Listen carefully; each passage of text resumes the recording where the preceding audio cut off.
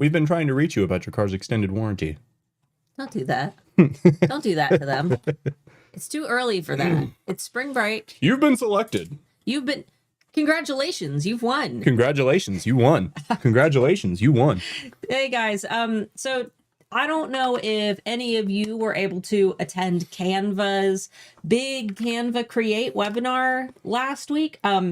I actually wasn't able to attend it live, but I did sit and watch the replay for it. It was a little weird.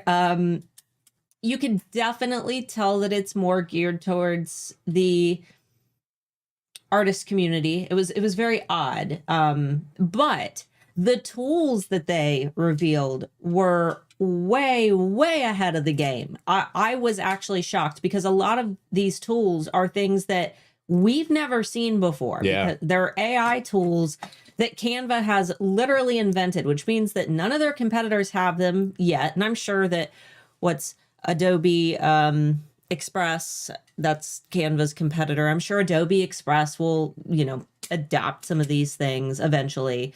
But I just think that it's a really cool opportunity for you guys to start using something that maybe your competitors aren't using for marketing or for product design.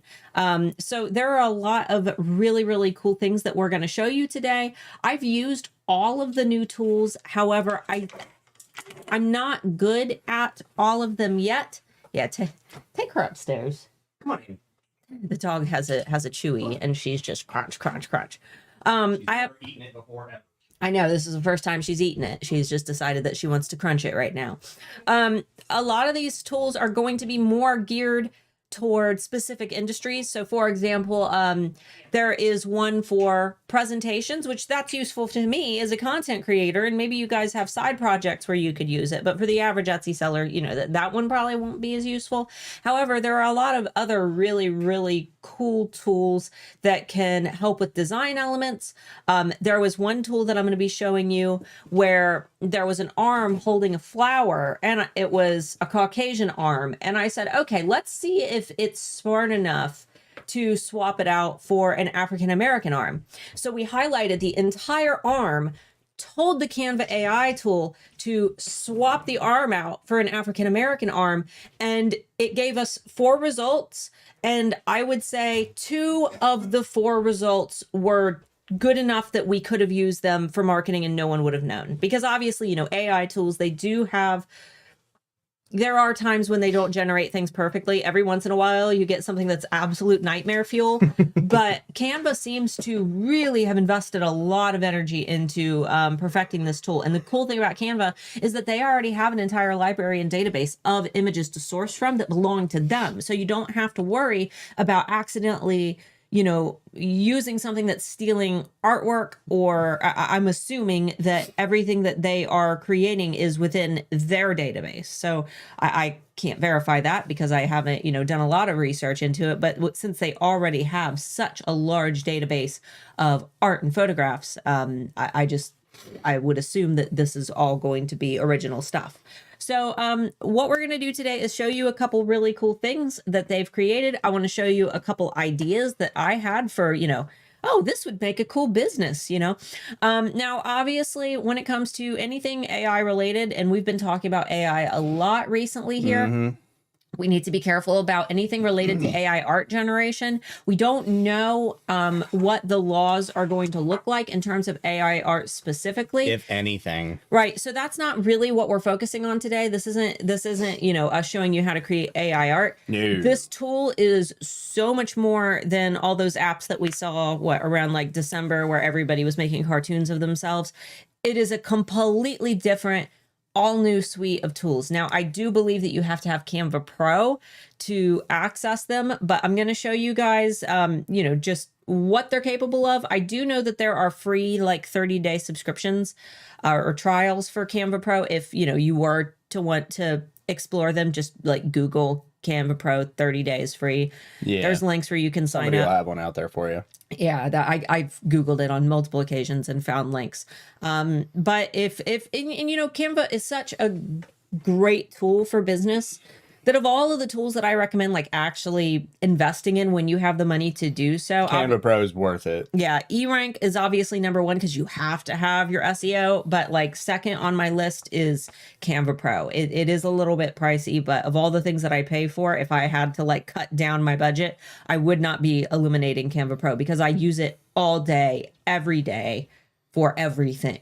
So, did we have anything? I don't think we had any questions. April Fool's is tomorrow. Yeah. We didn't come up with anything for it. Oh, no, I didn't. I normally do a prank, but no, I didn't. Time. We have time. You have time. And I am working. I did get the premium version of ChatGPT to kind of push it to its limits to see what it is capable of. I don't know if we're going to do any more content based on that. This upcoming Tuesday, I'm recording a video today on it. Okay, that's right. But look out for content on that. We want to see what the limits are, what the glass ceiling is, and we're using the most recent version with Pro. You get 25, so it's gonna be good fun. But I think we're good. Yeah, you can go ahead and get Canva pulled up. So while he's I already doing, have Canva pulled up. All I have to do is bump it. oh, okay. So while he's getting all that ready to go, just a reminder, I know that we have a lot of new people here. Let us know in the chat if you're new, if this is your first time watching live. If so, welcome, welcome. Up on Tuesday, I'm going to be creating a video for you guys, or I'm going to be posting a video about just some of the uses for ChatGPT for Etsy shops. And I'm coming from that very neutral perspective of like, here's what it's good for. Here's what it's not good for. And I'm also sharing my personal opinions as somebody who was highly skeptical before I used it. I was on the board of, oh no, let's not let our robot overlords take over. However, I did find a lot of very practical uses. Some of those we talked about week before last on the Friday Bean. But I think that condensing that into a video and then compiling in a little bit more of the experiences that I've had over the last few days playing with the tool is going to be, it's going to offer some new perspectives, even if you were able to participate in that episode of the Friday Bean 2 weeks ago. So let's go ahead and pop our screen share on. All right. Once you... First time. Awesome. I'm going to zoom in a little bit. It might interfere with the new tool. So No, just let me know. This is pretty neat. It should be okay. Did you know that it does a little sparkly... Yeah, that's new for their new...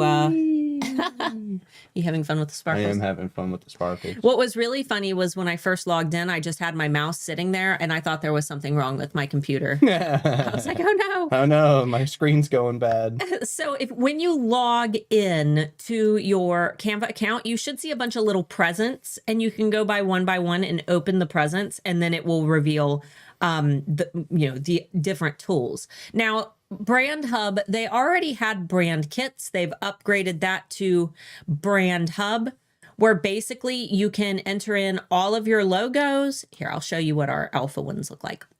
So I'll go ahead and pop it open. Oh. Just close it. Okay. So you can put your logos in, your branding colors, your fonts. There are other like photos, graphics, things that you use frequently. But when you are in one of your Canva designs, if you want to, make sure that you're using cohesive brand fonts, anytime you add a font or a text to your design, it will automatically be in the brand font that you've selected. So this is a great opportunity to start thinking about what type of cohesive fonts you want to use for your business if you haven't done so already. And the cool thing about Canva is you can upload custom fonts. So if you have a custom font that you've purchased somewhere, or maybe you've just found a free font file that you want to use, you can obviously upload that font into Canva, set it as your brand font, and then anytime you create a design, it will be in that brand font. Same with your branding colors, your logos.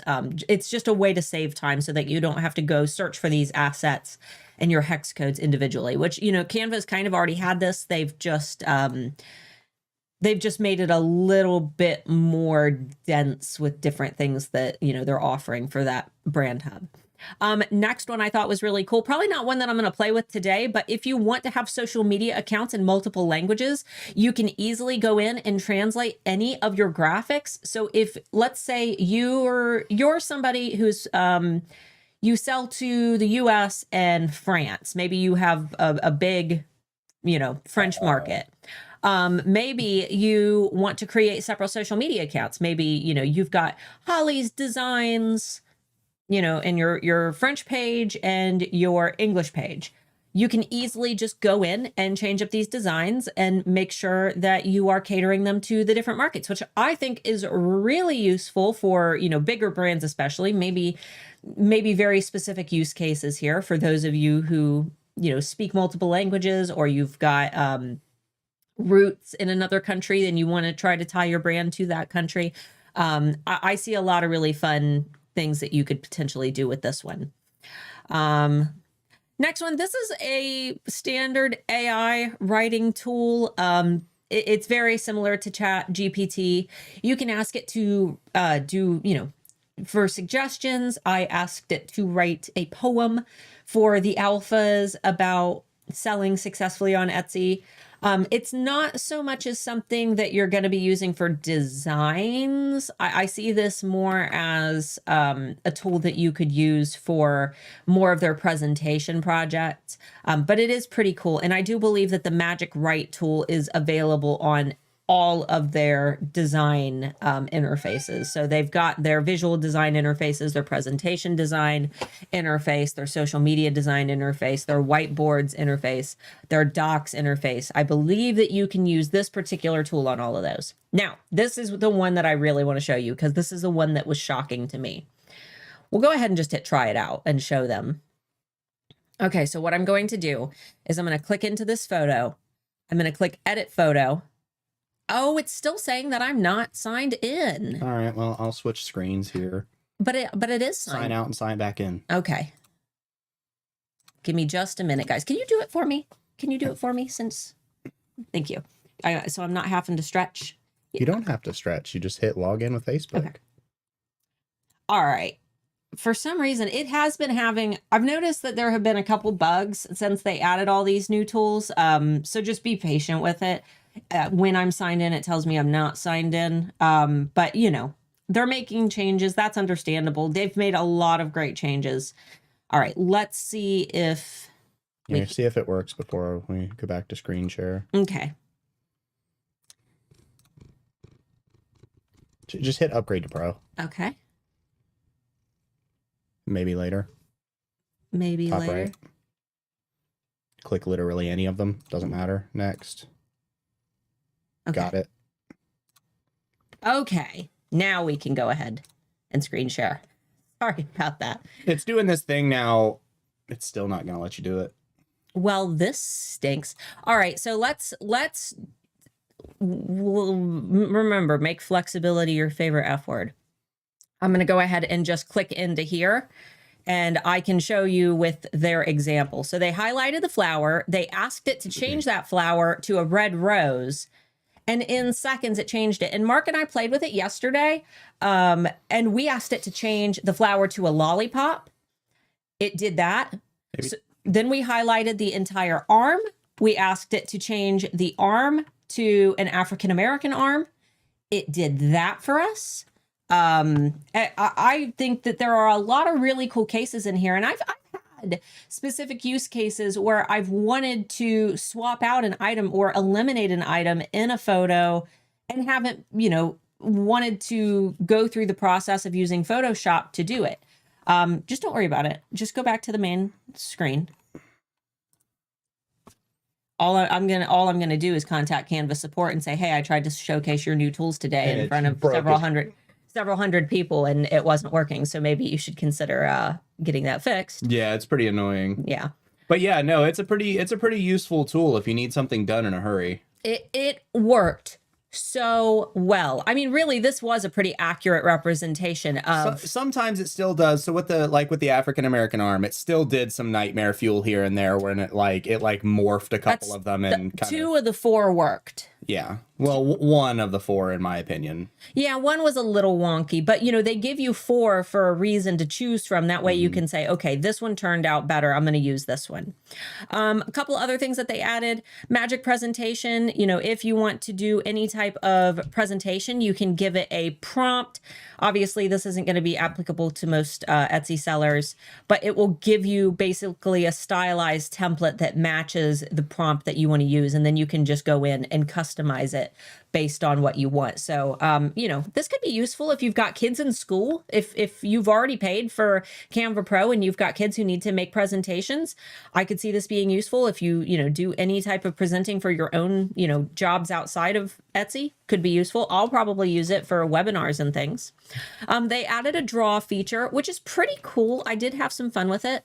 Basically, when you draw an asset onto their whiteboard, you can pick it up just like any other Canva element, and it becomes its own resizable element. Yeah, it's Let's neat. see if it'll let me use it. Yeah, there we go. Looks like it will.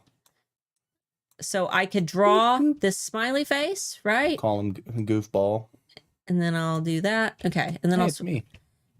And then I could grab it and group it, and now it is its own little element. Whiteboards are a cool thing for planning. If you want to, if you like the idea of writing things out, this might be a fun way to plan product lines. I know Pam Duthie is a huge fan of these whiteboards because she uses them to plan her videos. You can zoom them way out or way in. You can scroll around your board. They're pretty cool. Not something that I personally use, but I can definitely see how others might be interested in using something like this. You also have little sticky notes that you can add and write things in, which is, it's pretty cool. Neat. Somebody said it, Canva app on mobile has been lagging and crashing hard since this update. Yeah. And until they figure some stuff out, it'll probably continue to happen for a while, unfortunately. A lot of these designs are way ahead of the times, in my opinion. So, okay. All this AI tech is pretty much brand new. So right. Give them some time. All right, this is one that will be useful for your marketing, though. They're magic designs. So this one's pretty cool. Basically, you can add any photo into, your magic design tool. You choose a category. So it could be, business, I can't remember what all the categories are, but basically you select a category and it will generate your image in a ton of marketing posts, which is so great for things like Pinterest, for example, where, you can take the same image and recycle it into a million different pin formats so that you can make sure that you're filling out, lots and lots of pins for different boards. You could use it for pretty much any social media platform because you're able to size it for, whichever design template you want. Yep. If you wanted the Instagram size, you could generate tons and tons of Instagram photos. I thought that this was a great one for sellers because it's going to save you a lot of design time. And then if you don't like a particular font or if you don't like a particular graphic that's on one of them, you can just go in and make edits as needed. But this is a great time-saving one, especially for those of you who don't feel like you have the time to go generate a bunch of content by hand. You can just go through a list of content that they've generated for you and choose the ones that you want to use. This is probably one of my favorites. Basically, you can take any of your graphics and move them any way you want. I've already tested this and I created a little video on it. All right, So, okay. okay. You need to switch to the main. It's right here. Yep. So I'm going to grab this little bee and you can see the little path that he's going to follow. And then I'm going to make him jump off the screen. Check that out. And you can choose if you want it to go smoother. You can choose the speed that you want him to go. And you could do this with anything. You could put little gift boxes, right? Like maybe for holiday marketing, do it as an Instagram post, so a square post, and have all of your products one by one pop out of little gift boxes. In fact, you could do it as a sale. You've got all the boxes lined up at the beginning of the week. And on Monday, only the first box reveals what their discount is, like a Cyber Week sale. And then Tuesday, the next gift box opens and there is a different discount. There are so many ways that you could use this tool. This is probably one of my favorite things that they have released. They've got a lot of different little templates where you can kind of, you know, experiment with it. So it's telling you what to do. That way you can play. So let's click. Oh, is it in custom? Yes. Okay. So we can, oh, they're already revolving. You can also delete your path and start over, right? Oh no, that one went way too fast. Let's make it go a little slower. It's still too fast. Oh, but anyway, I hope you guys see the benefit of this. Sorry, I think I'm still getting over COVID. I think that you can have a lot of fun with Instagram Reels, with TikTok videos. You can actually put your own videos in the background. So, for example, if I went into the videos tab, maybe I grab, I don't know, let's grab this forest. You can easily grab in your own backgrounds. So I can drag this to the back. I mean, it's a little weird, but you can see, you can kind of see what some of the use cases could be if you were, you know, wanting to swap out your backgrounds. Let me zoom it forward. I hate how they do that. There we go. There. That would be so cool to have your product floating around through the forest, especially if you made like some really, really cool gemstone jewelry. This is probably one of my favorite tools next to the that magic photo editor where you can delete items. Beat Sync. This one, basically, if you want to add music, just you got to have Canva Pro. You can add in your music and sync different animations and things to the beat. So that's pretty fun. That'll be great for TikTok. Just, you know, there is a lot of different audio that you're able to use through Canva. So make sure that you're using their audio library. I'm sure that there will be some, you know, it'll be hard to use, you know, the next trendy song. You're not going to be able to add Harry Styles or anything onto any of these and sync your beats up, I don't think. But, you know, it could be a lot of fun. And then the last one is a standard AI generating tool. We've all seen these, but you can tell it basically what you want, the style that you want, and it will generate 4 images based on the prompt that you provide it with. So I actually played with this. Let's see if we can get it to work. Which one? They're in a standard AI. Can you type in No. repeating frog pattern? And then I want it in this dreamlike. And then I'll hit create image. And I was thinking for like a print on demand blanket, I had like that type of product in mind because you have to have repeating images in order to make those print on demand products. See, now it's not going to do it. Last night I got it to do a really good repeating frog image. But it does a pretty good job, honestly, compared to some of the other AI tools that I've seen. I think that it does pretty decent. You want to give it another random prompt? No, these are not for free Canva. No, yeah, these are these are all their paid features. Their new one. Cat sitting on a log. And then let's do it in Filmic. Okay. And the aspect ratio is not going to change because you already did the first one. But it does let you select the aspect ratio at the beginning. So if you wanted to share it on mobile, you can. Let us see. Excuse me. Wow. Okay. Bottom right, dude. Bottom right? Oh, it's kind of cut off. Is it? Oh, Yeah. yeah, it is. Never mind. They're all kind of cut off a little bit, aren't they? That one's nightmare fuel. See, sometimes it can... Sometimes it's a little scary, but you know what? For the most part, I think it did an okay job. It's just the eyes. Yeah, the eyes are a little... Nightmare cat, nightmare cat, nightmare cat. But it's fun to play with. And, you know, a lot of these AI tools, you have to like pay for them and download some crazy app. And if you've already got Canva, like, why not play around with it for fun or let your kids play with it? I'm sure that there are a lot of really cool things that you could come up with. You can tell it specific colors you want. I want to see if it'll do like something specific. Let's do like old Japanese man playing. You just did old Japanese. Huh? You forgot man. You just said old Japanese. Microaggressions here, people. Playing chess? Playing a harmonica. Oh, okay. On his porch. That's good. Log cabin Okay. porch. Very specific. Yes. This is going to be scary. It might be nightmare fuel. Pet cemetery. But Wow. Wait a minute. yeah, hold on, wait a minute.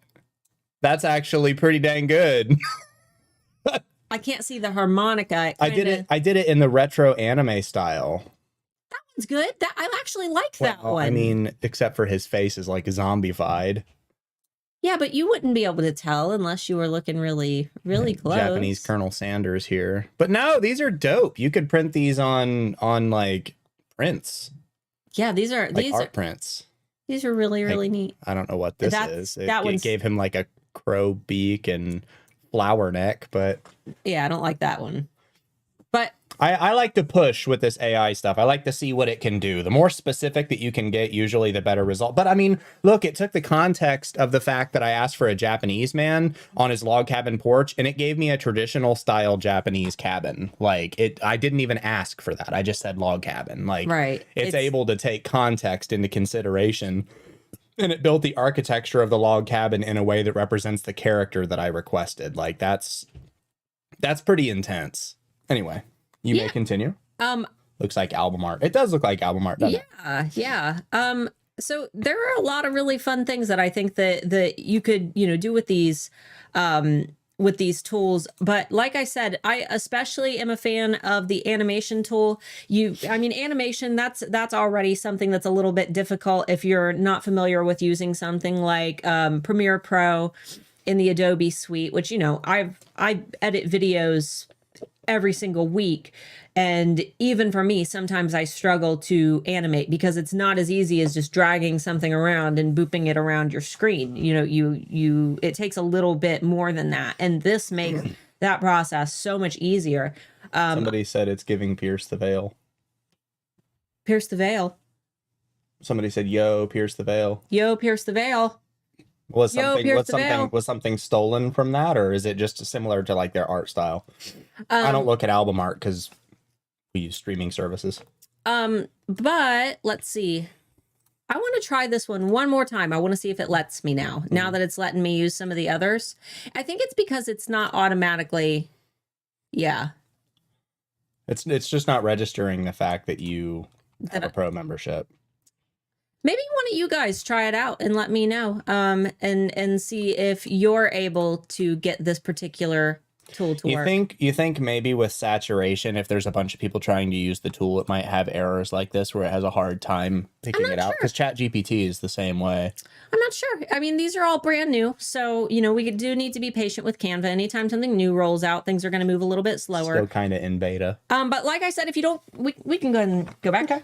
If you don't already have a Canva Pro subscription and you do want to try these tools out and you don't want to pay, just Google Canva 30-day trial. And as long as you've never used the trial in the past, you can get that 30-day trial. There are tons of links floating around to get it. So definitely take a look for that. We technically do have a Canva affiliate link down below in our description. I never promote it because I'm not a Canva affiliate. I just have an affiliate link. But consider checking that out if you're interested in playing with some of these tools. I see so many ways that this could save time for your marketing. If you're in a print on demand business, I know that, Etsy, we don't know what the future of AI is going to be for Etsy when it comes to selling art. But there are platforms like Redbubble where you don't have to do anything other than upload designs, add your tags, title, and description, and then you never have to log in again. I have multiple Redbubble stores open that I never log into. I set them all up, I loaded in a bunch of designs, and I let them go. And I make about $30-ish a month on Redbubble for something that I haven't even logged into in over a year. And you don't have to deal with any customer support. You don't have to deal with any of it. Yeah, you're basically just uploading the design for Redbubble to sell, and you get a little bit of money when it sells.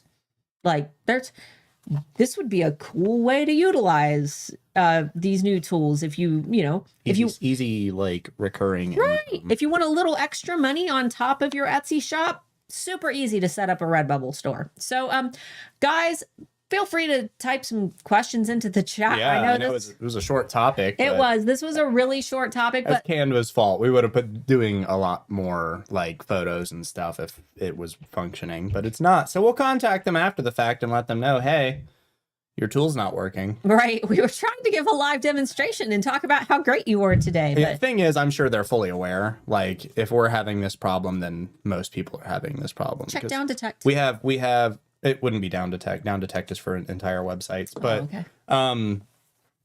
With us having good internet and literally having no variables that could be on our end, it's on their end. So I'm sure they're fully aware. But your questions do not have to be related to the topic at hand. Elizabeth said not working for me either. So yeah, that's a good indication that maybe a lot of people are just playing with it because it's a Friday. They might have turned it off because it was creating some issues with other tools or slowing the website down. They might have, instead of rolling back the entire update, they might have just shut that tool off for the time being. Yeah. And Linda, you everybody had said that they were having trouble finding the drop shadow feature ever since Canva added the new suite of tools, but I haven't had any issues on my end finding it. So I wasn't able to replicate that issue. I knew a lot of people in the Handmade Alpha Academy student campus were talking about it. But I wasn't able to replicate it. So. Alyssa said she got it to work. Oh, cool. Awesome. And did it work well? Did it give you like a decent image? Cynthia had said, I would love to do the flower with a gorilla arm or an elephant trunk. Yeah. And you can do this with your own photos. You can upload your own photo. If you want to hold, maybe I'll hold my Dunkin' Donuts like coffee cup, but I want to change my hand to like a cat paw holding the coffee. That could be something cute. Maybe I want to do that for my marketing. It could take the place of all kinds of editing that would normally take a really long Photoshop time. and like, skill. Maybe if I wanted to do like a King Kong thing where I was holding you in my hand, it would take like 20 minutes to edit you in there all professionally. Or I could just say stick this picture in this picture and it'd be done. Super fun. Yes, really good. Awesome. That's great. Feel free to post if you guys do some really cool designs using that tool. Feel free to post them in the Handmade Alpha Facebook community. Links down below. That's free to join.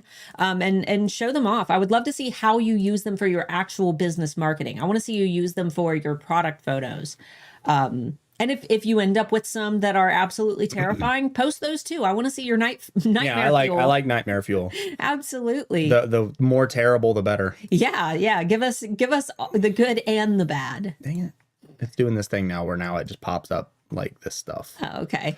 If you have time, would you mind explaining what you can use from Canva to make printables? I use Adobe Illustrator, but want to try both. But see people saying there's lots you can't sell. Thanks. So you can actually Google Canva's full list of rules and restrictions on what you can sell when it comes to their assets. Basically, it really just depends on what you're creating. But what you cannot do is go in and take one of their pre-done design templates and sell that. You have to create your own designs, and you can use their assets for those designs, but you have to create your own designs utilizing their assets. You have to change things around.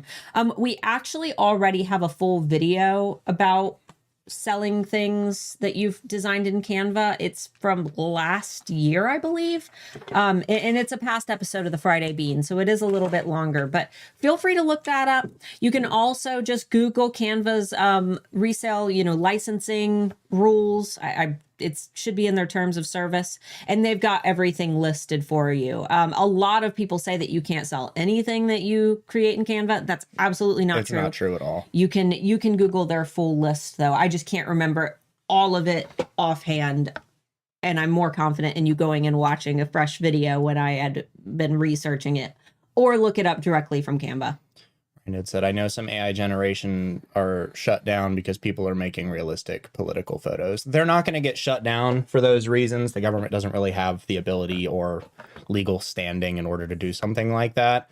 However, it is a concerning thing when you see a lot of stuff in politics. People have a really hard time understanding what is satire and what is real. And that is starting to become a problem. For instance, there was a picture of a shark. There was a news article talking about how like a 13-foot long, 1,500-pound great white shark had been going up and down the beaches in the Carolinas.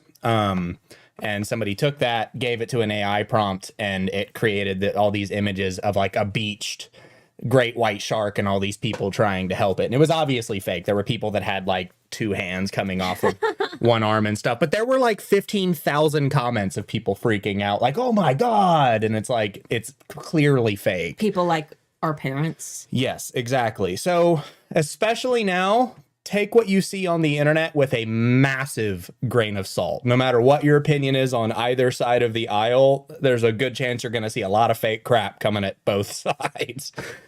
And you know, we've been talking about using Canva for print on demand a lot, and I didn't even think to mention that your shirt was completely his band. This shirt was made in Canva. I made his band all these like super metal looking shirts with skulls and stuff, and they didn't like any of them. And I said, fine, I will make you the most death metal shirt ever. And I came up with this lovely design of a unicorn sliding down a rainbow. And his band was like, yes, that's the one. And this is the best seller at all of their shows, is the unicorn sliding down a rainbow. So you go to this death metal show and it's not death metal. It's not death metal. It's not death metal. We're like Mudvayne and Breaking Benjamin had a baby. Yeah. This is kind of a dumb question, but how do you create separators on Etsy titles? You just use commas, slashes, bars, breaks, commas, periods, whatever looks best to you. It doesn't matter. Yeah. The algorithm sees it all the same. So Canva Pro is worth it for the background remover alone. It's just extra sprinkles for the other stuff. The background remover it's good stuff. I use it every single day. Considering the number of shops I've seen who are taking public domain fine art painting images from dead artists over 100 years old artwork that are free to download on the web and selling them as if they're, just a gallery, maybe some claim to enhance the Google art images, do not expect much from AI laws. Well, the problem with AI laws, and there's a Legal Eagle video. It's another YouTube channel, Legal Eagle. He had a video a few weeks back going over why it's difficult to regulate this kind of stuff, because it's not necessarily just taking images and meshing them together. That's not what it does. They learn from the images and they create math, basically, that can describe how art works in different ways. And when you give it words to describe art and it shoots something back, it was trained using art, but they're not just taking pieces of art. Some do, but most of those are getting shut down pretty fast for copyright infringement. But most of them are just using math to recalculate images based on millions of pictures that they've been trained to use. And the difficulty with AI law is that, like, cameras work under the same principle, right? Cameras aren't just like, that's not film anymore. They're not just snapping what they see. They're taking what they see, recreating it in digital format, zeros and ones, and then doing its best job to recreate what's coming through the lens. So cameras work on essentially the same kind of principle as what AI does, just in a different way. And it's really hard to regulate something like that without regulating everything else in the tech industry. So I'm sure there will be laws, and they're either going to come really fast, be super vague, and screw a bunch of stuff up, or they're going to take a really long time, and damage is going to be done before they get it there. So who really knows? This is a great question. I've seen that. I was reading that. Sorry. I've seen that Bullet Journal and Bujo Bullet Journal. I've never seen that as an acronym for, or not acronym, a short for Bullet Journal. Are trademarked. Is it okay to try to broad match for Bullet Journal in our titles? For example, planner inserts, journal pages, bullet inserts. Normally I don't like giving advice like this, but I dare say yes, because I would assume that you could technically, there are a ton of terms that are trademarked, but the individual words that make up that trademark are not trademarked. So if you're shuffling them in different orders, I dare say that there's no way that they could have a claim on those words individually, because once you split them, they are just the individual terms.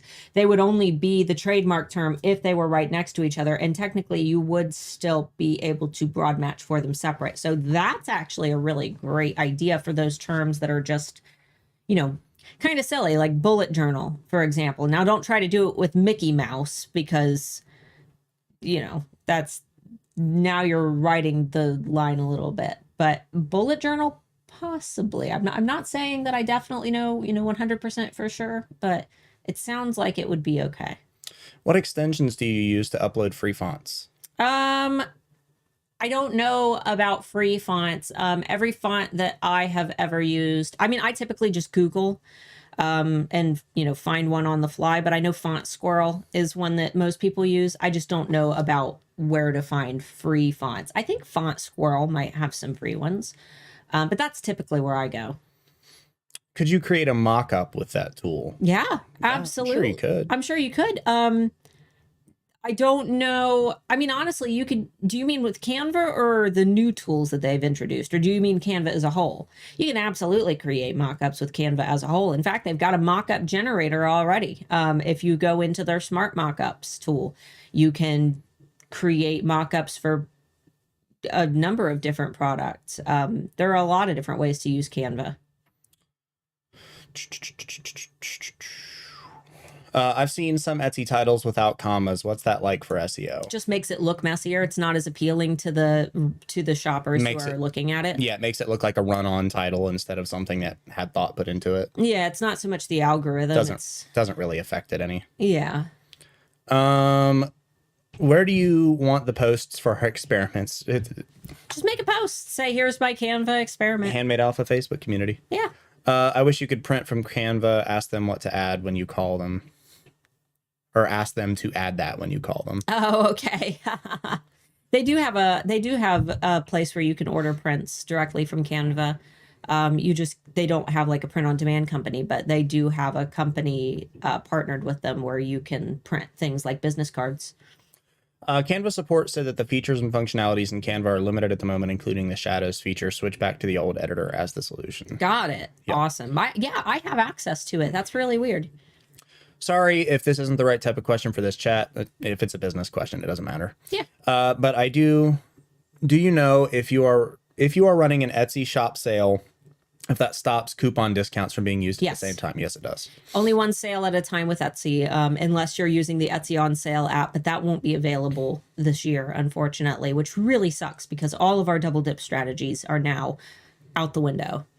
Very frustrating. Did you guys know that? Did you know that Etsy on sale is going away? The strategy I've been teaching every Black Friday for even before the alphas, I was teaching the double dip strategy. I was teaching double dip with Etsy on sale, when we were in California. Yeah. It's been 7-8 years that I've been teaching that strategy. And now Etsy on sale is going away. FYI, your screen is reversed, so all the text is backwards. Should just be our shirts, and I had no idea. Oh, are we? No, we do it this way because, for one, this is the direction that the camera's actually in. I am on the left. She is on the right.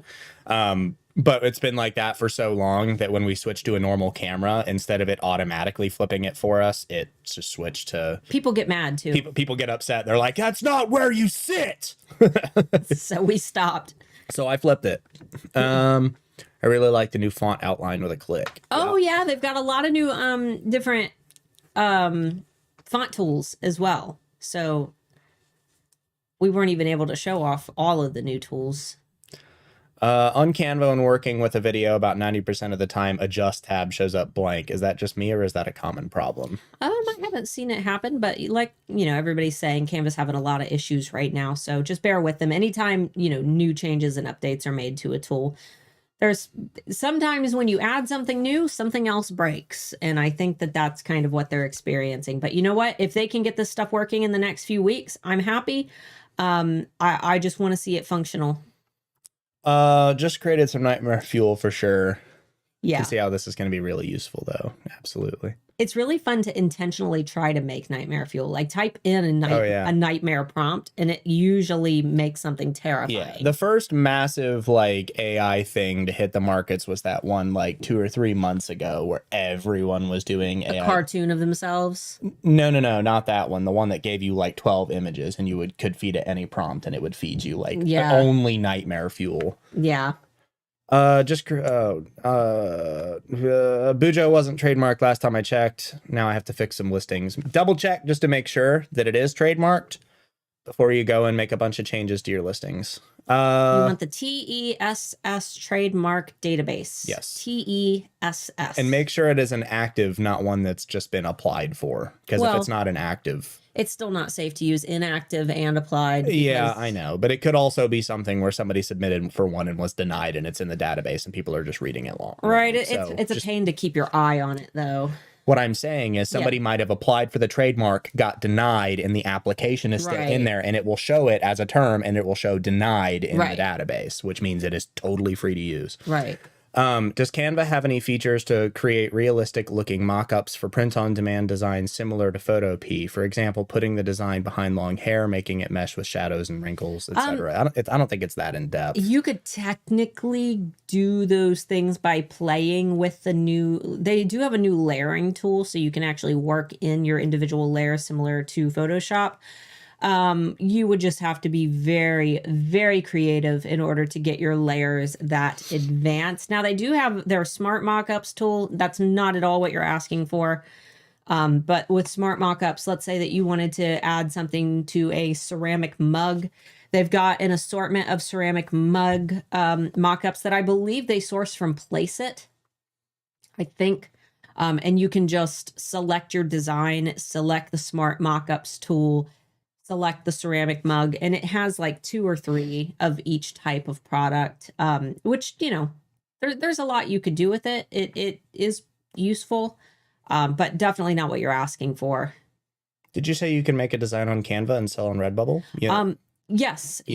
I as long as you're following Canva's rules for reselling, where you're not just taking something, one of their design elements, and selling it as is. You have to add your own like spin to it. You need to make sure that you're actually customizing something. You can read their policies. It'll tell you what you can and can't do. They're pretty clear. Exactly. They don't use a lot of legal speak like this. Yeah, like this beautiful shirt where, you know, can't hardly see it with the logo. Yeah, we've designed this lovely shirt. It says the rendering silence. Yes. Yeah. Somebody said they like my shirt and my ring. It's glow in the dark. Oh, it glows bright green. I didn't know you were wearing your glowy ring. I usually do when we stream. Oh. Yeah, Canva doesn't have mesh capabilities. That's why you have to like, anytime that I want to layer things, like for example, if I want like my body to be inside of a frame, but my hair to kind of be like outside of a frame to give like this inside outside 3D look, I have to cut a completely separate part of, I have to duplicate myself, have one layer behind, one layer in front. It's a big painful pain in the butt. It's a good skill to learn though. Yeah. How many sellers make their own mock-ups versus buying? Who knows? Do whatever's most convenient for you. And bunch of people said Creative Fabrica has free fonts for personal and commercial use under the freebies section. Awesome. Kind of a random question. I've been getting lots of traffic to my shop, but no sales. I've tried running discounts and sales, still nothing. Any ideas on what to do? That's kind of a hard question to answer. Right. That's like going into the doctor and saying, hey, doc, what's wrong with me? And the second he goes near you, you're like, wait, no, you can't touch me. I don't know what your shop is, what you sell, anything about your target market, the keywords that you're using. So my suggestion is go back on my channel. I've got a video on my channel called it's something like how to make your Etsy listing sell, how to make your listing sell. Go watch that, because that is a process of elimination video that's going to teach you how to go through my checklist in order of the things that could potentially be wrong with your listings that could be preventing them from selling. But also consider that it's a slow season. And for those of you, especially who are new on Etsy, you might be saying, man, Etsy sucks. I'm not making any sales. Right now, until like August, sales are going to be slow, because spring and summer on Etsy, every year, somebody who's been on Etsy for over 10 years now, they're always slow. Every year, spring and summer, always slow. So just expect things to be, unless you sell bikinis, expect things to be a little bit slow, but use this time to prepare for the busy fall and holiday season. Was Etsy on sale something special with Etsy, or were they just using the API to make the extra discount? So it wasn't actually an extra discount. It was kind of like a tool that you could use to mass edit your listings to make them appear like they were on sale. And then you could stack the official coupons and discounts on top of that. Right. So there wasn't a discount. It would just go to all of your listings, edit the just the thumbnail photo to put it, put a little banner on it, all that kind of stuff, and then it would lower the prices by the set amount or percentage that you asked it to. Mm-hmm. But I don't know what their reason was for getting rid of it. What was the website address you used for the AI demonstration in your recent video? We used chat-gpt.org. The best one to use... No, not chatgpt.org. Ooh, smack the mic. Sorry, guys. ChatGPT. The actual OpenAI version, I'm not going to actually go into it because I have my personal searches in here. If you just go to it's openai.com, they'll have a thing. Just search on Google ChatGPT. It should be the first link that comes up. You can click here. You have to create an account for this, and it's only available when it's not busy. But you can also pay for premium, which is $20 a month, and you get access to the most recent version, and you get unlimited use with no queue on the prior version. Right. And that's the one that we now use in our testing. But there are tons, because OpenAI is OpenAI. It's for everyone to use. So it's really fun though. I had a 30-minute long conversation with it about ethics in science. Yeah, he was trying to see if it had the capability to be evil. It doesn't. It really doesn't. I tried my hardest. Yeah, he wanted to see if he could make it say something evil to like see if okay, well, robot overlords. Right. Will this thing ever take over the world? Will this thing ever become, evil? But I gave it very specific prompts and asked it very specific questions, and then argued its points, trying to as a bad guy to convince it to be evil, and I could not. And it provided reasons. I used this. I won't go into it because it'll just create a conversation. But it's a good tool. Yeah, it has its own little moral compass, and I think that's really great. It's programmed in, and that right. but the reason that it's dangerous is that it's open source software. So if you're smart enough to take it and stick it on a server, you could remove that moral compass yourself. And it could tell you how to do dangerous things. And the lid's already open on that. There's nothing anybody could do to stop it because it's out there. It's a repository. You can just download it and use it. Right. On Canva when working with... We already did that one. Did we? Yeah. No, we didn't. Wish I would quit doing that. We did that one too. Sorry, it zooped up a little bit. I got to go down a wee bit away. Here we go. Okay. Has Etsy on sale already gone? Yeah, it's already gone. Or is there a date provided when it's discontinued? Wait. It was March 1st. Oh, was it? Yeah, it was March 1st, I believe. Okay. And if you had money in your Etsy on sale account, you just didn't get it back. You had to use your credits or you lost your money, which I think is pretty crappy of them. I mean, if they put out a disclaimer and it's in their terms, it is what it is. Always read the terms if you actually care. Do you think free shipping would draw in more sales, meaning $50 with free shipping instead of $40 and $10 shipping? There's no way to tell. You've got to test that for your own industry. Yeah. Every demographic is going to be a little bit different. Etsy tells us that according to their data that it does work. Otherwise, they wouldn't be pushing it. Just looping your shipping cost into your overall product cost, because obviously there's no such thing as free shipping. It would technically just be shipping included. But the only way for us to know for sure is for you to test it with your market, because every demographic is going to see things differently. And the pricing of your product is going to, determine that as well. We have people who sell $2 stickers and the shipping for those stickers is $5.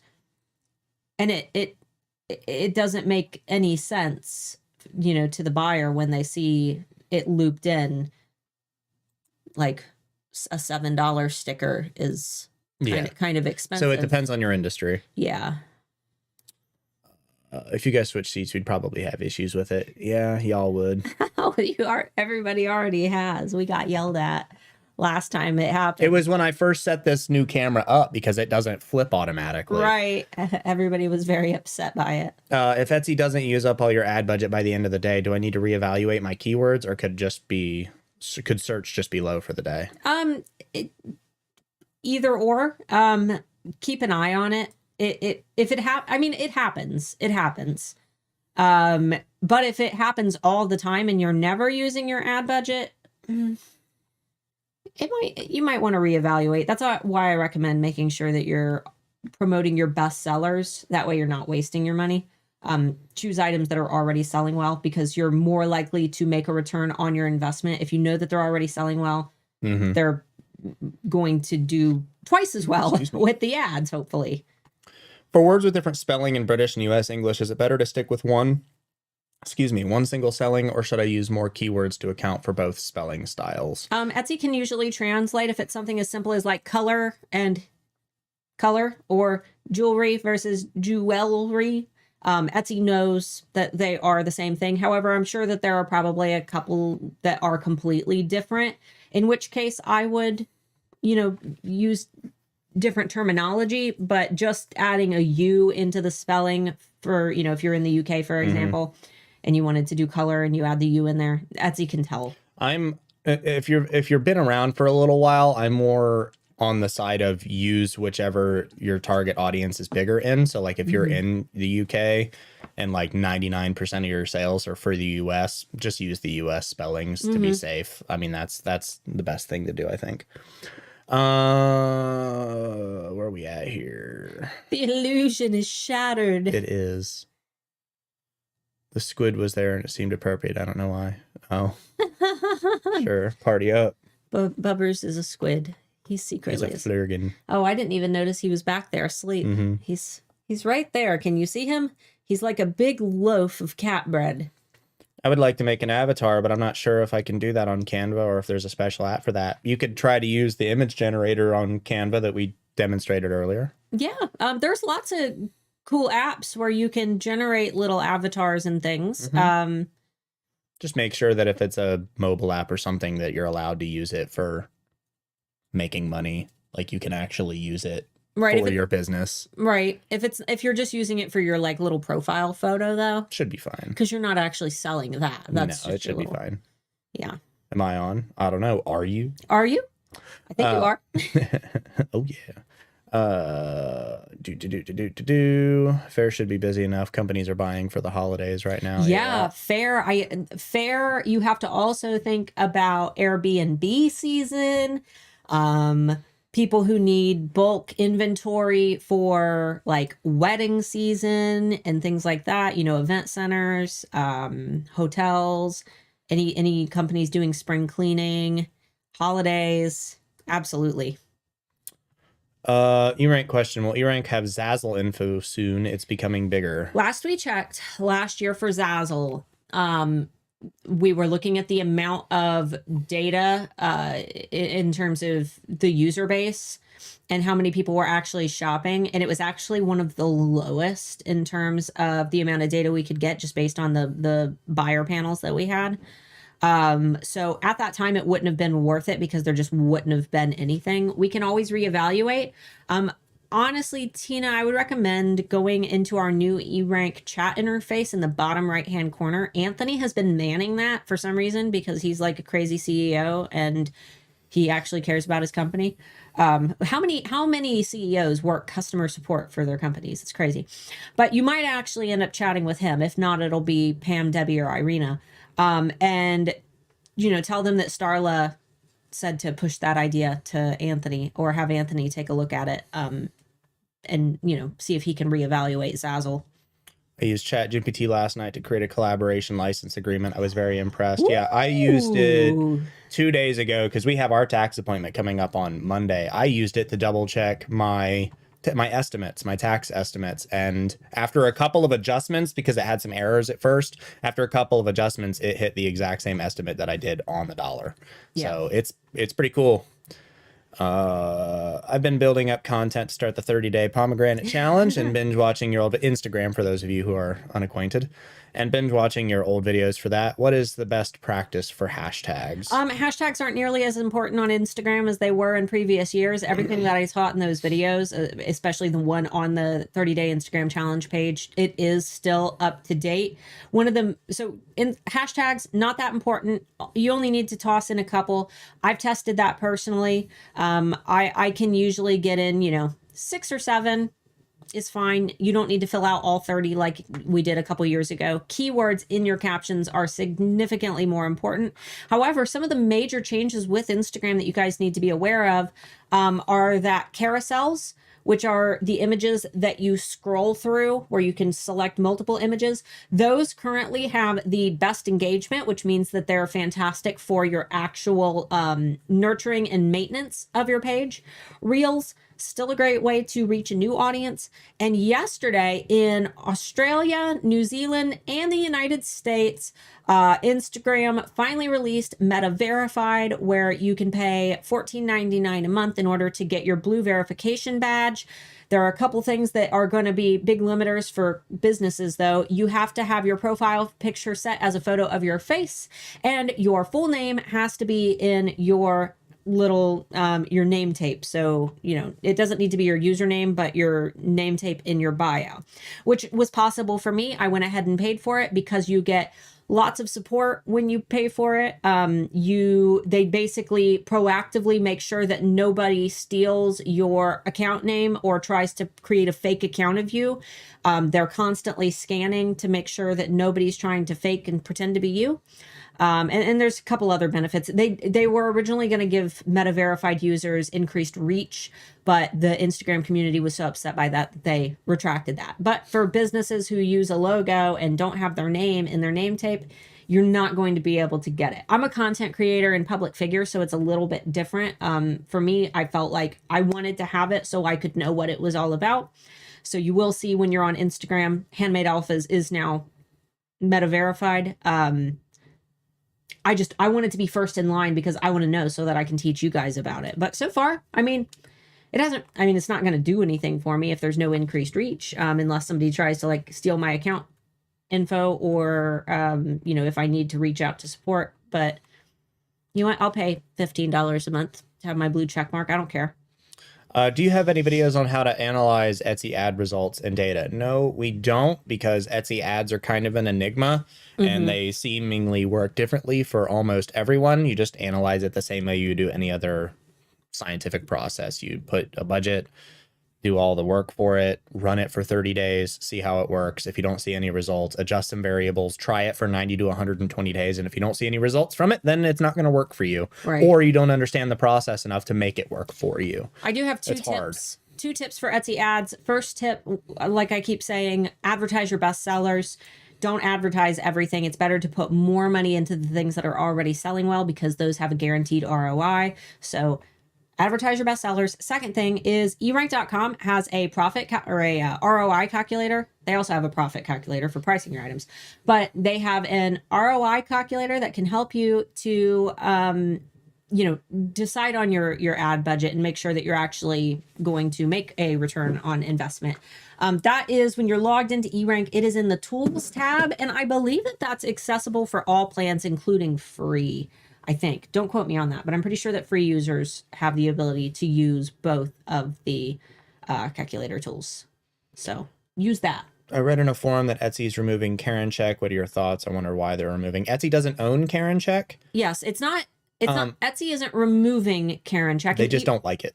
eRank and Karen Check both have a tool, and eRank has one called the Bad Buyer Check. It's up in the top right corner, but I believe that it's actually going away today. We're going to be removing it. Basically, Karen Check and eRank relied on a very specific piece of Etsy's API, which is their public data, right? This is data that developers are able to use to create tools. The Bad Buyer Check on eRank and Karen Check relied on this tool or on this API to be able to take all of the user reviews and store it, in a database where we could, pull on it when we enter an Etsy user's username. Now, what we can do, if you really relied on these tools, you can absolutely message Etsy and give them a gentle nudge and ask them to allow the API for tools like eRank and Karen Check so that you can see, potential scammers purchasing your product. And Anthony even sat down with Etsy and had a meeting. Off the table. It's fine. He even sat down and had a meeting with Etsy about it. And they just don't seem to be a fan of tools like that. But there are a lot of benefits to tools like that. So There's nothing that we can do about it, unfortunately. Outside of the fact that it's derogatory. Yeah, the name of the tool. That's why eRank, when we created one, we called it the bad buyer check, because we know a lot of people hate that it's, called that Karen check existed. But the actual use of the tool, it was useful, especially with all the scammers and things on Etsy lately.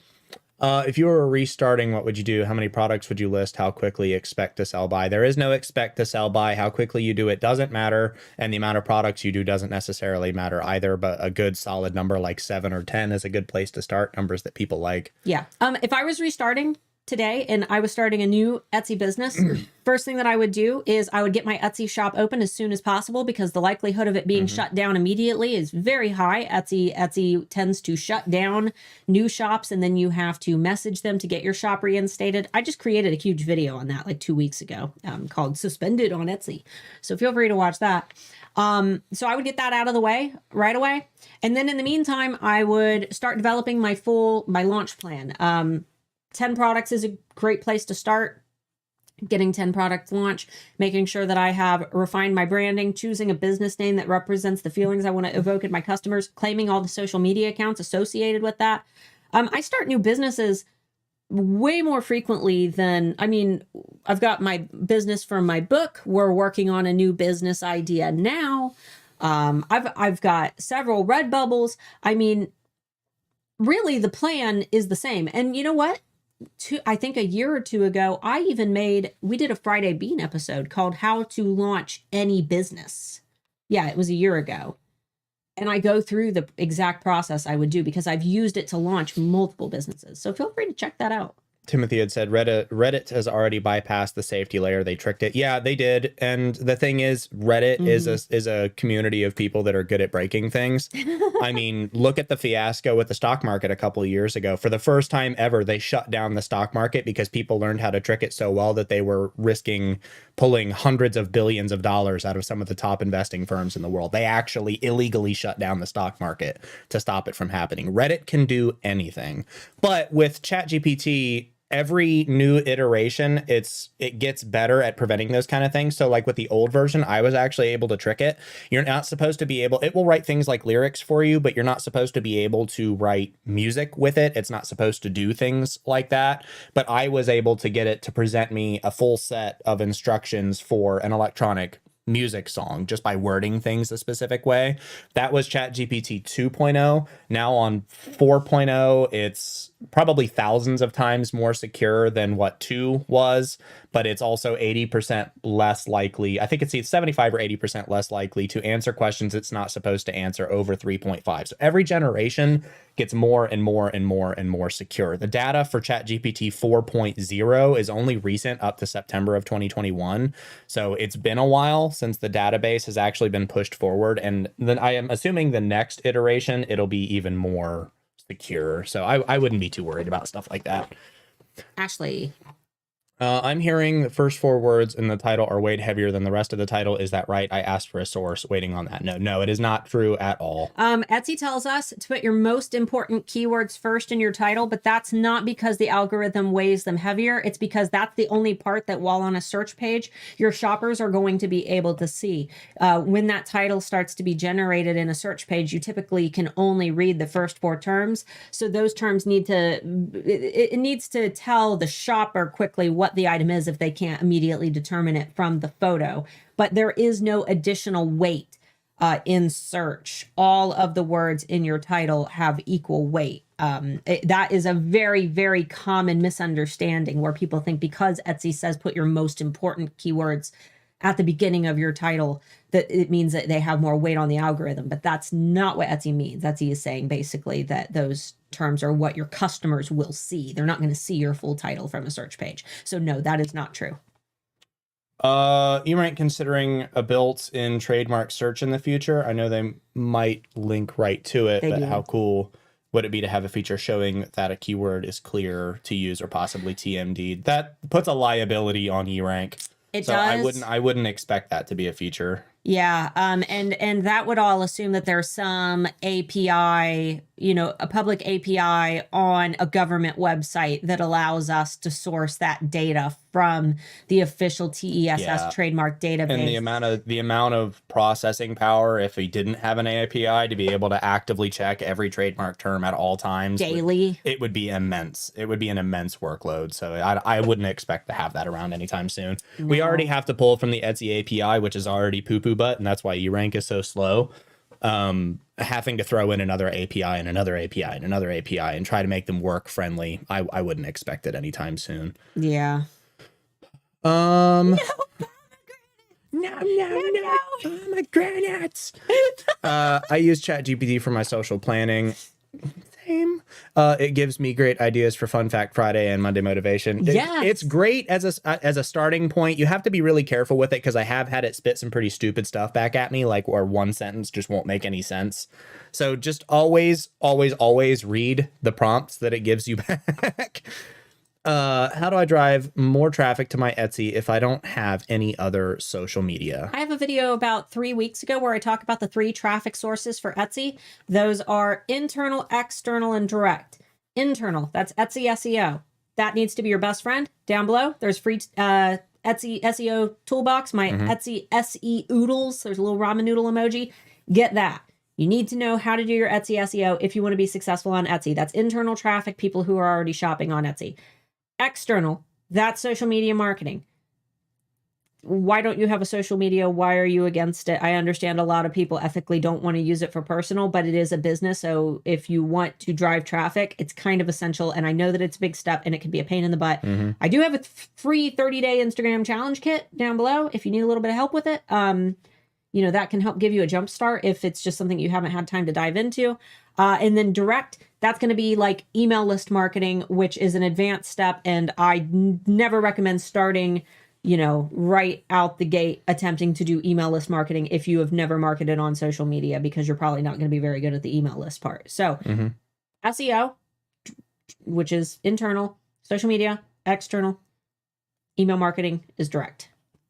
Yep. If you're trying to get to a location and you refuse to drive a car and refuse to take any public roads, then you can't expect to get there quickly, right? Yeah. So it sucks. It sucks, but such is the world. You either use it or you don't. Yeah, you got to get real good at SEO if you don't plan to ever use social media.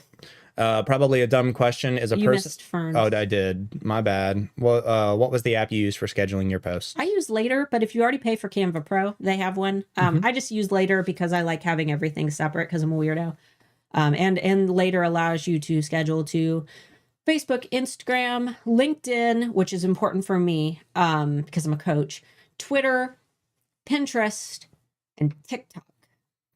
Probably a dumb question it's not a dumb question. Is a personal and creator account the same thing on Instagram? So a personal account is you as a person, right? It's just like you are a person. It is like having your personal Facebook profile. A creator account is more of a business page for somebody who creates content, artists, people who want a professional account, but they're also kind of representing themselves. You get more music capabilities than a business account. With business, you aren't allowed to use the full suite of music. So if you can kind of, you know, swing the creator account, I recommend that. That's what I use because I'm a content creator. But if you're an artist or you're showing videos of you making products, you can kind of weasel your way into considering yourself a creator. Would you recommend running Etsy ads if you're new and have no sales yet? I mean, totally up to you. It's up to you. You don't know what's going to work, so you're going to be throwing spaghetti at the wall to see what sticks. You'll probably waste a lot of money. Just don't get reliant on ads. There are a lot of people who are like, I want to make sales right now, and I'm going to do everything it takes.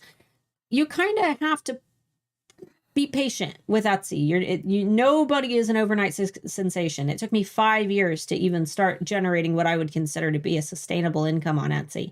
It takes a lot of work, and people think that putting ad revenue behind their posts or their listings is the shortcut. But to be perfectly honest, SEO, good photos, and external marketing via social media are going to help just as much, and they're the free options. What's the best way to compare prices on products on eRank? Compare prices on products, on your own products? I'm not quite sure what you're asking, Linda. Are you talking about like comparing your prices to competitors? Because you can just do that on Etsy. For comparing prices, if you want to see common price points for the type of products that you're selling so that you know where to price them, type in keywords related to what you're selling. You know, if you're selling black headphones, you put in black headphones into the keyword tool. And then under the list of keyword suggestions, you'll get this big table of related terms, right? Good keyword ideas. Under that, there's a common price points table that will tell you basically how most people price their black headphones. And then you can make sure that you're pricing for your industry. eRank tells you how many unique tags are used in my shop. What's the point of this? Fewer tags, more niche shop, i.e. lower number better? It's not a metric that really means anything. No. It really isn't. It doesn't. Reaching a wide variety of keywords casts a larger net. Using a lot of the same keywords that point directly to what you sell, if you only sell different styles of black headphones, then it would make sense to make sure that black headphones is in all of your listing tags and titles. You cannot compete with yourself on Etsy. That's a myth. So that sends really strong signals to Etsy that if, Mark over here is searching for black headphones and you only sell black headphones and black headphones are what you specialize in, and Etsy sees that all of my listings are black headphones, then they are more likely to recommend me as the authority in black headphones to Mark, who is searching for them, as opposed to somebody named Betty who has one pair of black headphones, but then she also sells macrame owls. I'm more likely to get recommended because Etsy sees that I specialize in that because I have so many black headphones listed and hopefully positive reviews that also are for black headphones because Etsy's looking at the keywords in my reviews as well. Are you doing different niches in your Redbubbles and is it working consistently? No, I have one consistent niche. However, I have been toying around with the idea of doing a completely nonsensical, no pattern, no niche Redbubble shop with everything in it to see how that does in comparison to the very defined niche shop that I have. Because I would like to see what the differences are, because building up brand authority and a name for yourself on Redbubble isn't nearly as important as it is on Etsy because it's just not how most people browse. Now, I do have artists that I follow on Redbubble specifically for their art style and the topics that they create products about. But I typically follow those people on Instagram, wait to see that they've released something new, and then I go to the Redbubble. I don't browse Redbubble organically to seek out people to follow. I just happen to already follow them on social media, and they have a Redbubble. So, pending experiment. SEO Versus said, I just did that today. No MIDI track, but great ideas on music generation. I asked it to make me a song in the style of LS Dream to include all the instruments and instructions, specific instructions on how to set those instruments, like synths, drums, voices, all that kind of stuff. I asked it not to provide me a MIDI track because I knew it wouldn't do that. I asked it to provide me the chords that I should use for those instruments and in what style. And it gave me the lyrics and all the chords for where it goes on top of the lyrics, and then it gave me the drums to throw underneath it. I got this, dude. Cynthia. There are different links to different levels on ChatGPT. They don't just revise the one they have. So when you pay for the premium version, you get, as of right now, you get unlimited access to ChatGPT 3.5 and 3.5 Legacy. And then you get ChatGPT 4, which you get 25 questions every 3 hours as of right now. And that refreshes, and will probably go down in the amount of questions you can ask as demand goes up. And the more they go in, it's usually just a higher level of understanding, and it puts it to you in a more readable format. Laura's comment. Anyone else get an email with the cashmere products this week? So if you didn't see that email from Etsy, I think it sent out yesterday. Basically, Etsy is going to be making a new rule that restricts falsifying materials. So the example that they used is you couldn't call something cashmere if it wasn't actually cashmere. Now we need to think about this for the future, and I'm not going to talk about it until I know more about what Etsy is planning. But my thought is that if you are selling costume gold colored earrings, but they're not real gold, you may in the future in your keywords have to specify that they are gold colored rather than just using the term gold, or silver colored rather than saying silver, because someone might interpret that as being, real silver. But we need to do a little bit more research because the email that they sent was very vague. Anybody got tips on keeping GPT open all the time? I just got bombed out after 3 days. Pay for the premium version. Pay the $20 because then you get unlimited access, priority access, and you get all the most recent versions. It's $20 a month. If you're using it for your business, it's maybe a tax write-off. I can't guarantee that, but if you're using it to generate prompts and things like that, you're directly using it for your business, right? So it's a business expense. I asked the magic image to make me a graphic of a ballerina, and it was missing half of the head and a leg. Yes. Yeah. No pomegranates. Nobody, guys, go to YouTube when you're done watching this and look up "no pomegranates." It's an amazing video. Will a change in product option size and price change the search rating? I assume you mean your search ranking. No. No. Size, price, attributes. The only thing that you don't want to change for listings that are performing well, you don't want to change your tags or your titles. Your attributes, as long as they're accurate, you don't need to go tinker with them. They do have weight on the algorithm, and descriptions technically do, but only a tiny bit. You can change your descriptions if you want to add things to them, or if there's something in there that's just not relevant anymore, you can safely remove it. But you can change photos, details, sizes, shipping, any of that. Materials, you can change all of that details, or those details. Just leave your tags and titles alone for listings that are performing well. Is there a way to change my return address on my Etsy labels to my PO box instead of home? A couple people answered it. Yeah, it's in your settings. And excuse me, sorry. For any of you that are using your personal address, I would highly recommend opening a PO box to change your address to it, because if you do blow up, the potential of someone being able to show up to your house and be a weirdo is pretty high. Yeah. Does using alt text on your photos help your SEO at all? Alt text is for people that have disabilities to be able to read Etsy your listings. I believe that Etsy tells us that your alt text helps. They do say that it helps, but I think it might be on Google's side of things. Fill out your alt text. Don't keyword stuff it. If you can get some keywords in there, cool. But try to be specific, because it's mostly for blind people to be able to right understand your products. Exactly. Like, can you imagine if you were blind and you were like, oh, this shop actually is for me? They filled out their alt text, and then they hover over that image and it reads back to them a list of keywords, and they're like, this tells me nothing. Be the accessible shop, because all of your competitors who are like, I don't have time to do that, you're going to win out for the first customer that comes around that has a visual impairment, and you're the only shop that they can, shop from.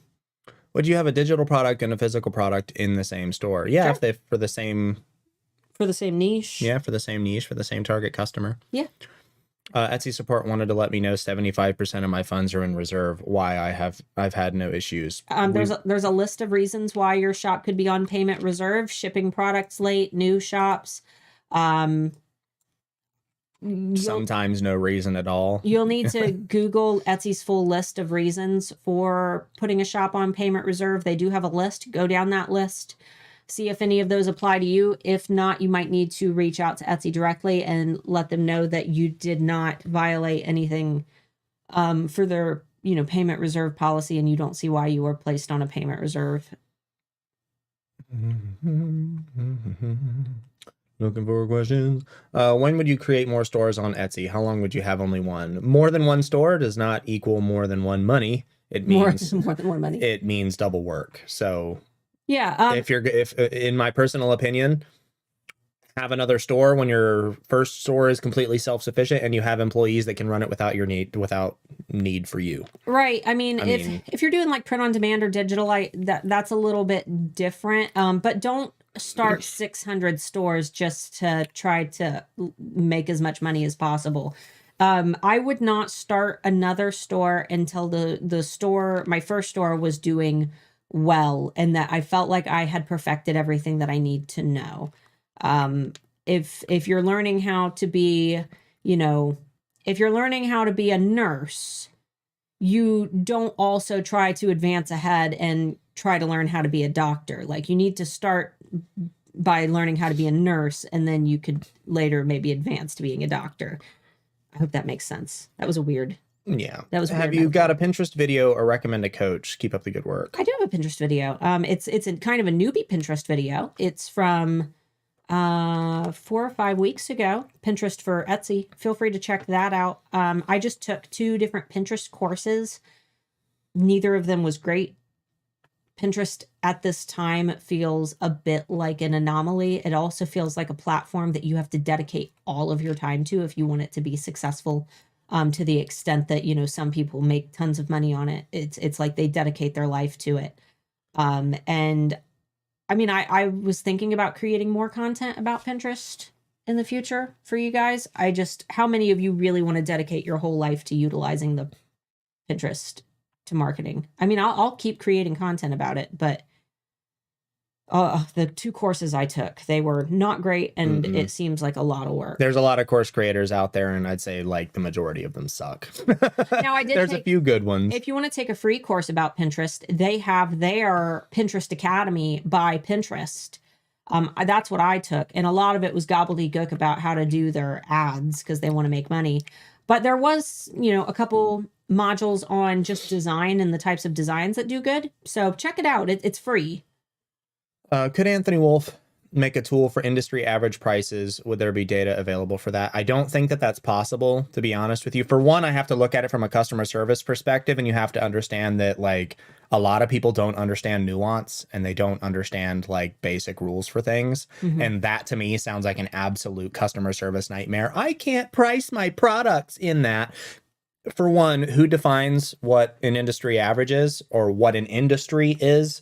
Because you could say, oh, purses are an industry, but that's not necessarily true because you have budget purses, you have custom purses, you have high-end purses, you have recycled purses. Like there are too many industries, I think, to be able to do something like that. And they probably would have to be individually handwritten by someone who's programming it and then given the ability to determine what falls into that industry. So I really don't think that that's a possibility, unfortunately. Don't scroll anymore. I want to answer, even if we run out of time, I want to answer all of the questions because I just did a look. No. I'm just looking to make sure there's nothing down here, bossy pants. All of the questions that were on the screen there. And then we'll probably be out of time. Yeah. I've had 4 sales in 1.5 years. I have a dog neckwear shop. Is it normal taking this long? That's pretty long. 4 sales in 1.5 years is a long time. I would start looking at things that you might be doing wrong. I do have a video from January where I talk about how to make your Etsy listing sell. Maybe it was December. I would recommend watching that video. It's pretty short. And like I said earlier, it has like a process of elimination steps to follow in order to revive listings that aren't selling. But that's a long time for no sales. I thought sending out side traffic from social media hurts your Etsy shop, especially if they don't buy. Is this true? No, that's absolutely not true. There are a ton of jackbutts on YouTube who have no idea what they're talking about that spout conspiracy news about Etsy that is like 15 years old, and it's not true even remotely. Right. What the argument is that you're talking about is people saying that if you send people from social media and they don't buy, it hurts your conversion rate.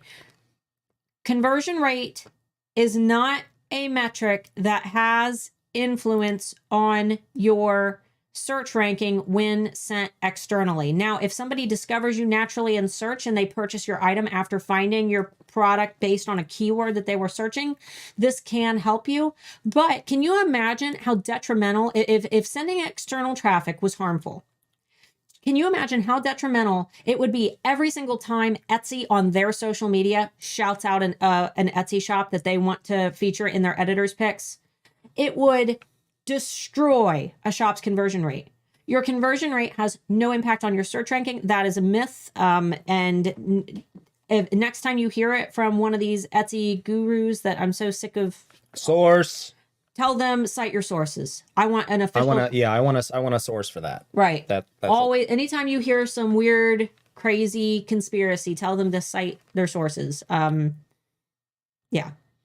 Is using an incognito window and searching the Etsy search bar for keyword research a good idea? No. Okay, so there are layers when it comes to how Etsy works, and I'll use rank as an example because a lot of people get confused about like using the rank checker tool in eRank and whatnot. At the base level, before anything is done, when you search for something on Etsy, you are getting the bare result, right? Then on top of that, you're getting personalization results, which are a combination of things. It's results from your area specifically, based on your search history in the past, then things like county, state, country, region, whatever's popular in the time period. So you cannot get results naturally from the Etsy algorithm that will apply to something like a listing where you would want that to be shown to people all over the world who are searching for products like yours. And not to mention, incognito window does not strip your IP address, which localizes your data, and it is basically giving you suggestions based on anybody else who is in your area. And the Etsy search bar is not based on what more shoppers are searching for. That is Etsy telling you what is popular in their offerings, what they have. That it is a tool that is catered for shoppers, not for sellers. It is telling shoppers what is available to buy. It is not telling sellers what is selling. All incognito mode does on your computer is prevents it from storing the history for what you're searching at the moment, and it prevents cookies from being stored on your computer from that browsing session. It doesn't do anything else. It's don't make spouse mad mode is what it is. Right. eRank, eRank.com. Mark and I are managers over at eRank. Our keyword tool at eRank, I mean, we do have a free membership, but the keyword tool over at eRank is fantastic because it gives you average search volumes for the terms that you're looking for. Tools like the Trend Buzz, the monthly trends report, those are showing you what the top, searched items on Etsy are so that you can identify, different trends. But the keyword tool ultimately is the tool that you want to be using for the research that you're doing because it's based on actual data, not vague terms that may or may not be searched for by customers. And using a VPN isn't a solution either because then you're getting personalization data for the area in which the VPN is located. And most of the time, those are shared IP addresses where one person will have an IP on the VPN. They'll stop using it. You'll click to log to that VPN and it'll just give you the IP address that the last person that used it used. So you cannot avoid personalization. Right. And for those of you who are confused about Etsy's algorithm, I know we've had a lot of algorithm questions. I keep talking about that Etsy SEO toolbox down below. That doesn't just teach you how to do Etsy SEO. There's also a workshop in there called The Science of Etsy Success, where I break down Etsy's algorithm and teach you exactly how it works based on what we know about that algorithm so far. And what Etsy is willing to tell us about how the algorithm works. Because obviously a lot of it they can't tell us, otherwise people would be able to game the system. But based on the information that we currently have, that will outline all of the areas of the algorithm that you can work towards your, to your advantage. And keywords, the relevancy part, that's just one of 7 things that you can influence. If you want to be successful on Etsy, I wouldn't just aim for the one thing that you can influence. I would aim for all 7. So make sure Etsy SE Oodles toolbox down below. It is free. And there's tons of stuff in there. They'd said I use eRank, but I'd heard about the incognito and Etsy search last week. The thing is, if you heard that from someone, then that's someone who literally has no idea what they're talking about. Because incognito mode, I guarantee if you were to ask like Google what 99% of people use incognito mode for is probably adult reasons. Right. All it does is make it where you're not storing the search history for what you're currently doing. That's all it does. And I mean, this Etsy search bar is cool to get an idea. Like if you just want to find some cool ideas. Absolutely. But then double check them in eRank to see how many people are actually searching for those terms. Because sometimes Etsy will, populate something like a search term in their search bar, and then you'll check it over at eRank and like nobody's searching for it. So maybe Etsy's trying to promote a trend. But always check it with data. Doing keyword research by using the Etsy search bar specifically is like providing a scientific hypothesis with absolutely no data to back it up. I mean, that's all you're doing. I've been wondering about how important branding will be on the new Printify pop-up stores. I don't know. I mean, you guys know that I just did a huge branding webinar for Printify. It's over on their YouTube channel. I think that branding is always important if you're wanting to represent yourself as a memorable business. But I don't know because I don't know. I don't know because it's kind of a weird situation that they're creating. Ask me after we've had a bit of time to see the pop-up stores in action. All right, this will probably be the last question. It will be the last question. Could major soda companies sue me if I were to sell items made out of repurposed cans and bottles? Yes, even though you're recycling, we understand good intentions. Yes, you're using their branding to profit. So unless you are repurposing them in a way that you can't see the logos, right? You are stripping their logos. That's why a lot of times in movies and TV, cola. Right. It looks like a Coke can, but it just says cola. So we had a lot of questions that we unfortunately weren't able to get to, guys. But we do have to get off here. Our kiddo's on spring break and she's just sitting upstairs alone. But we do appreciate you guys for hanging out. Please let us know if you have time to hang out on that new Canva suite and play with it. Yeah, go to Handmade Alpha Facebook community. Share your nightmare fuel. We want to see it. Show me good stuff too. I don't just want to see nightmares. I want to see how you guys use it. I want to see some creative photos made with your products. Shoot those down into the Facebook group. I'll be sure to check those out. Also, make sure that you check out all the freebies that are down below. I keep mentioning them, but my free Etsy SEO toolbox is down there. The free 30-day Instagram challenge. Etsy's about to get real slow. Spring and summer, historically the slowest seasons on Etsy. However, you can still drive traffic from other platforms. Though people might not be spending as much time on Etsy, you know what they are doing? They're scrolling on Instagram, just sitting and posting their pictures. So start that marketing campaign now. Get in on that 30-day marketing challenge, because that could help you tremendously. You can try out the new Canva tools for it. Everything that you need is included in that kit. This upcoming Tuesday, I'm creating a video covering ChatGPT and some more uses for your Etsy shop, how you could use it to streamline things, just based on some tests that I've been running. So make sure that you mark that on your calendar and keep an eye out for it. I think that's it. Oh, Handmade Alpha Academy. My coaching program is going to be opening for enrollment on June 14th through June 24th. That is a self-paced program. We just have to keep that enrollment window tight because we have so many students and it's only Mark and I. We don't have any staff. So consider checking that out if you're interested in, getting a little help with your Etsy shop. It's designed for Etsy sellers of all sizes. There is a link down below for the waiting list if you want to sign up for that so you get notified when it opens. It doesn't obligate you to buy, but it does ensure that you get our community member discount and a ton of extra freebies. We've got a free photography course from Christina Nicole included with that. Our Alpha Holiday Boot Camp that's going to be held this fall. You get annual access to that all included. You get 12 months of eRank Pro.